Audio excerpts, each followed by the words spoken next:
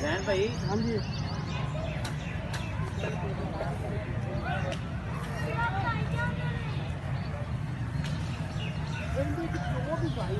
वो भी है यार ना थोड़ी सुनी है हाँ मैं कहाँ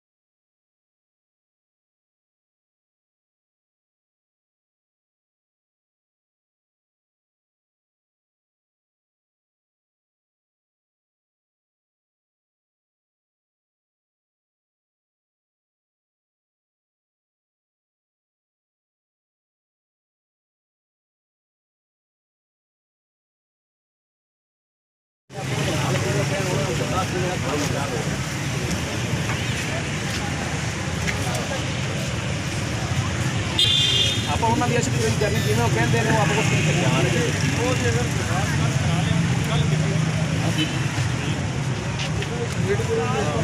और कोई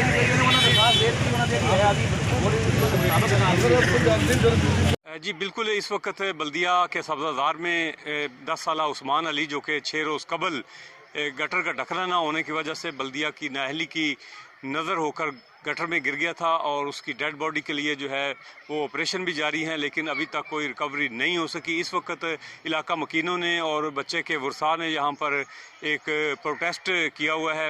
इस वक्त हमारे साथ बच्चे की दादी अम्मा जो हैं वो मौजूद है, इनसे हम जानते हैं। जी बताइएगा कि क्या वाक़या पेश आया और अब आप क्या मुतालबा करें? बेटा फुफ्फो ने मिलन वास्ते आया तो आंदे डिग पिया डिग्गिया फौरी आए तो रोंदे पे आए बार बार जो लोग असी आते रहे सारी साड़ी भैन बिला भी असी भी रो रो तो उत्थे याद खड़े होंगे रहे हैं ਜਿਹੜੇ ਉਹਨਾਂ ਨੇ ਸਾਡੇ ਨਾਲ ਤਾਮਨ ਨਹੀਂ ਕੀਤਾ।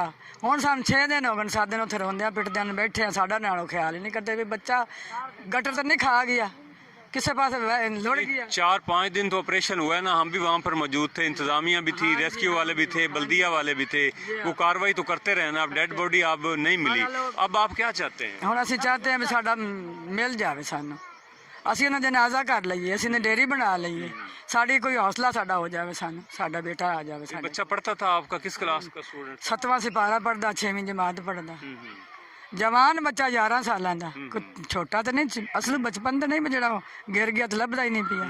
लोग डुबते भी रहते तरते भी रहते तो साढ़े नाल कोई पहला चांस तो नहीं होया, कीती भी रब है, आखिर तो बंदे तो आसरा बनन ना, साडा की कर सकता बंदा। सानू बंदे नहीं साथ पे देंदे, सानू बच्चा लभ जावे। बच्चा गटर तो नहीं खा गया, गटर विच है ही नहीं, जे गटर विच नहीं है तो फिर असाइयां ने उन्हें चुक ते किधर दफना दिता है, उन्हें लुको दिता इन्हें अपनी नौकरियां दे मारे।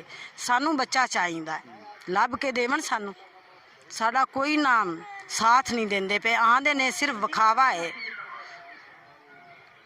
अच्छा, मतलब आप क्या कहते हैं कि बच्चे को बल्दिया वालों ने गायब कर दिया है? सानू शक है या तो उन्हें किया है तो शायद गार ने गटर विच को नहीं, तो फिर गटर तो नहीं खा गए, सानू गटर विचों लभ देवन। अगर गटर विच नहीं है, जूता भी लभ गया विचों, कपड़े भी लभ सकते हैं। कोई न्याणा बच्चा नहीं कहते एडा तो पुत्तर है 11 साल का, कोई छोटा तो नहीं भी जो विच लुका भी है गरब दे, आह गरब भी सारी असीं कढ लई तो गया किधर। वो आंदे ने विच नहीं है, अगर विच नहीं है तो फिर इन्हां गायब किया है।